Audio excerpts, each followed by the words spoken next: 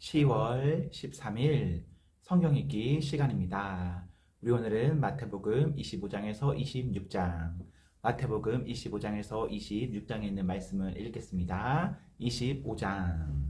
하늘 나라는 등을 들고 신랑을 맞으러 나간 10명의 처녀에 빗댈 수 있다. 그 가운데 5명의 처녀는 어리석고 5명의 처녀는 지혜로웠다. 어리석은 처녀들은 등을 가지고 있었지만 기름이 없었다. 지혜로운 처녀들은 등뿐만 아니라 통에 기름까지 넣어 가지고 있었다. 신랑이 오는 것이 매우 늦어져서 처녀들이 모두 졸다가 잠이 들었다. 한밤중에 어떤 사람이 소리쳤다. 여보시오, 신랑이 옵니다. 나와서 맞이하십시오. 그러자 모든 처녀들이 깨어나 등불을 준비하였다. 어리석은 처녀들이 지혜로운 처녀들에게 말했다. 등불이 꺼져가니 우리에게 기름을 조금만 나누어 다오. 지혜로운 처녀들이 대답했다. 안 돼. 우리가 함께 쓰기엔 기름이 충분치 않아. 기름 파는 사람에게 가서 사렴. 어리석은 5처녀가 기름을 사러 간 사이에 신랑이 왔다. 준비된 처녀들은 신랑과 함께 결혼 잔치에 들어가고 문은 닫혀 잠겼다. 나중에 나머지 처녀들이 와서 주님, 주님, 문 좀 열어주세요 라고 간청했다. 그러나 신랑이 대답했다. 내가 너희에게 진정으로 말한다. 나는 너희를 알지 못한다. 그러므로 항상 깨어 있어라. 그 까닭은 너희가 그날과 그때를 알지 못하기 때문이다.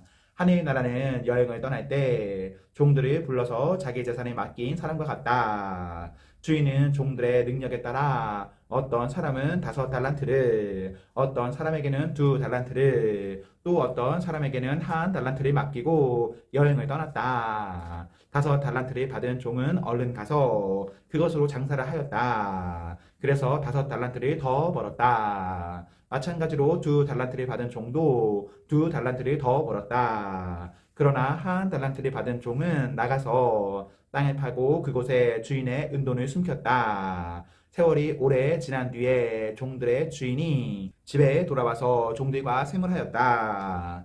5달란트를 받았던 종이 5달란트를 더 가지고 와서 말했다. 주인님, 제게 5달란트를 맡기셨는데 보십시오. 5달란트를 더 벌었습니다. 주인이 대답했다. 참 잘했구나. 너는 착하고 신실한 종이다. 내가 적은 것에 최선을 다했으니 내가 훨씬 더 많은 것을 너에게 맡기겠다. 주인과 함께 기쁨을 누려라. 2달란트를 받았던 종도 와서 말했다. 주인님, 제게 2달란트를 맡겨주셨는데 보십시오. 2달란트를 더 벌었습니다. 주인이 그에게 대답했다. 참 잘했구나. 너는 착하고 신실한 종이다. 내가 적은 것에 최선을 다했으니 내가 훨씬 더 많은 것을 너에게 맡기겠다. 주인과 함께 기쁨을 누려라. 그리고 1달란트를 받았던 종이 주인에게 와서 말했다. 주인님, 저는 주인님이 심지 않은 데서 거두고 씨 뿌리지 않은 데서 거두는 완고한 분이라 생각했습니다. 그래서 두려운 마음으로 밖에 나가 돈을 땅에 숨겼습니다. 이제 주인님이 제게 주신 돈을 도로 받으십시오. 주인이 대답했다. 이 악하고 게으른 종아, 너는 내가 심지도 않은 데서 거두어 드리고 씨 뿌리지 않은 곳에서 거두어 드린다고 생각했느냐? 그렇다면 너는 내 돈을 은행에 넣어 두어야 했다. 그러면 내가 다시 돌아왔을 때 이자와 함께 내 돈을 돌려받았을 것이다. 저 종에게서 돈을 빼앗아 10달란트 가진 종에게 주어라. 가진 사람은 더 많이 받아 풍성하게 될 것이고 없는 사람은 있는 것마저 빼앗길 것이다. 저 쓰임없는 종을 바깥 어두운 곳에 던져라. 거기서 슬피 울고 고통스럽게 이를 갈 것이다. 인자가 모든 천사들과 함께 영광 가운데 다시 와서 영광의 보좌에 앉을 것이다. 그때 세상 모든 나라가 그 앞에 모일 것이며 목자가 양과 염소를 구분하듯이 인자가 사람들을 나눌 것이다. 인자는 자신의 오른쪽에는 양을, 왼쪽에는 염소를 둘 것이다. 그때 왕이 오른쪽에 있는 사람들에게 말할 것이다. 내 아버지로부터 복을 받은 너희들이여, 와서 세상이 만들어질 때부터 하나님께서 너희를 위해 준비하신 나라를 물려받아라. 내가 배고플 때 너희는 내게 먹을 것을 주었다. 내가 목마를 때 너희는 마실 것을 주었다. 내가 나그네로 있을 때 너희는 나를 초대해 주었다. 내가 허위벗었을 때 너희는 내게 옷을 입혀 주었다. 내가 아플 때 너희는 나를 돌보아 주었다. 내가 감옥에 있을 때 너희는 나를 찾아주었다. 그때 의로운 사람들이 그에게 대답할 것이다. 주님, 언제 주님께서 배고프신 것을 보고 우리가 음식을 주었습니까? 언제 목마른 것을 보고 마실 것을 주었습니까? 언제 나그네 된 것을 보고 우리가 초대하였습니까? 언제 허위벗으신 것을 보고 우리가 옷을 입혀 주었습니까? 언제 감옥에 있는 것을 보고 또 아프신 것을 보고 우리가 찾아갔습니까? 그때 왕이 대답할 것이다. 내가 너희에게 진정으로 말한다. 보잘것 없는 사람에게 한 일, 곧 너희가 이 형제들 중 가장 보잘것없는 사람에게 한 일이 곧 나에게 한 것이다. 그리고 나서 왼쪽에 있는 사람들에게 이렇게 말할 것이다. 저주받은 자들아, 내게서 떠나 악마와 그 부하들을 위해 준비한 영원한 불에 들어가거라. 내가 배가 고플 때 너희는 내게 아무것도 주지 않았다. 내가 목마를 때 너희는 마실 것도 주지 않았다. 내가 나그네 되었을 때 너희는 나를 초대하지 않았다. 내가 허위벗었을 때 너희는 내게 아무것도 입혀주지 않았다. 내가 아플 때나 감옥에 있을 때 너희는 나를 돌보지 않았다. 그때 그 사람들이 대답할 것이다. 주님, 언제 주님이 배고프거나 목마르거나 나그네 되었거나 허위벗었거나 아프거나 감옥에 있는 것을 보고 우리가 돌보지 않았습니까? 그때 왕이 대답할 것이다. 내가 너희에게 진정으로 말한다. 이 사람들 가운데 가장 작은 자 한 사람에게 하지 않은 것이 곧 나에게 하지 않은 것이다. 이 사람들은 영원히 형벌을 받게 될 것이다. 그러나 의로운 사람들은 영원한 생명에 들어갈 것이다. 26장. 예수님께서 이 모든 말씀을 마치셨을 때입니다. 예수님께서 제자들에게 말씀하셨습니다. 너희도 알다시피 이틀 뒤가 유월절이다. 그때 인자는 넘겨져 십자가에서 죽을 것이다. 그때 대제사장과 장로들이 가야바라고 하는 대제사장 공관에 모였습니다. 그들은 조용히 예수님을 잡아 죽일 계획을 세웠습니다. 그러나 그들은 명절 기간에는 안 돼. 사람들 사이에 폭동이 일어날 수 있으니까 라고 말했습니다. 예수님께서 베다니에서 문둥병에 걸렸던 시몬의 집에 계셨을 때입니다. 한 여자가 비싼 향유 한 병을 가지고 와 식사하고 계시는 예수님의 머리에 이 향유를 부었습니다. 이 광경을 본 제자들이 화를 냈습니다. 왜 이 값비싼 향유를 낭비하는 것이요? 그것을 비싼 값에 팔아서 가난한 사람들에게 줄 수도 있었을 텐데. 예수님께서 이것을 아시고 말씀하셨습니다. 왜 이 여자를 괴롭히느냐? 그는 나에게 좋은 일을 하였다. 가난한 사람들은 항상 너희 가운데 있을 것이다. 그러나 나는 너희와 항상 함께 있지 않을 것이다. 이 여자는 내 몸에 향유를 부어 내 장례를 준비한 것이다. 내가 진정으로 너희에게 말한다. 온 세상에 복음이 전해지는 곳마다 이 여자가 한 일도 전해져 그를 기억할 것이다. 그때 12제자 가운데 한 명인 가롯 출신의 유다가 대제사장들에게 갔습니다. 가롯 유다가 말했습니다. 내가 예수를 당신들에게 넘기면 나에게 얼마를 주겠소? 제사장들은 유다에게 은 30개를 주었습니다. 그로부터 유다는 예수님을 넘길 기회를 노렸습니다. 무교절의 첫째 날에 제자들이 예수님께 와서 말했습니다. 유월절 음식을 어디에다 준비할까요?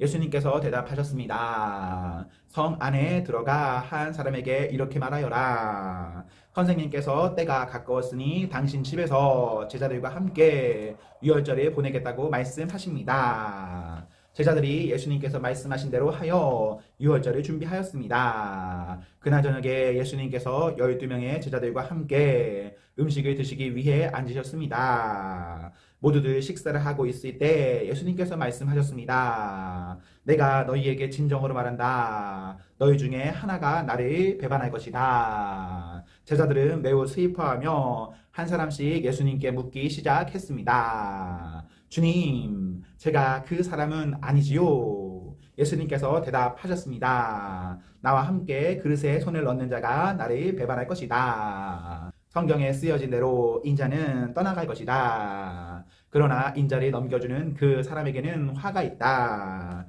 차라리 태어나지 않았더라면 자신에게 더 좋았을 것이다. 예수님을 배반한 유다가 예수님께 말했습니다.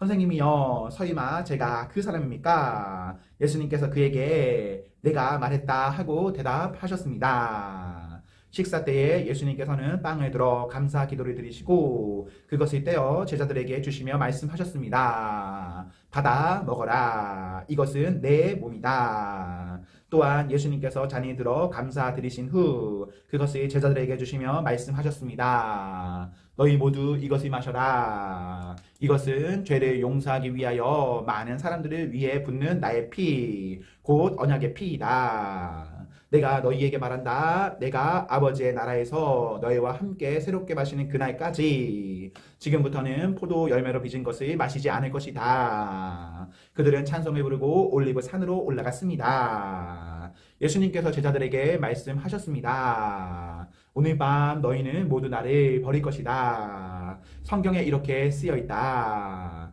내가 목자를 칠 것이니 양이 흩어질 것이다. 그러나 내가 살아난 뒤에 너희보다 먼저 갈릴리로 갈 것이다. 베드로가 말했습니다. 다른 모든 제자들이 주님을 버릴지라도 저는 결코 버리지 않겠습니다. 예수님께서 대답하셨습니다. 내가 진정으로 너에게 말한다. 바로 오늘 밤 닭이 울기 전에 내가 나를 3번이나 모른다고 할 것이다. 베드로가 예수님께 말했습니다. 주님과 함께 죽을지라도 결코 주님을 모른다고 하지 않을 것입니다. 다른 제자들도 모두 똑같이 말했습니다. 그때 예수님께서 제자들과 함께 겟세마네라고 불리는 곳으로 가셨습니다. 예수님께서 제자들에게 말씀하셨습니다. 내가 저기에 가서 기도하는 동안 여기 앉아 있어라. 그리고 베드로와 세베대의 2 아들을 데리고 가셨습니다.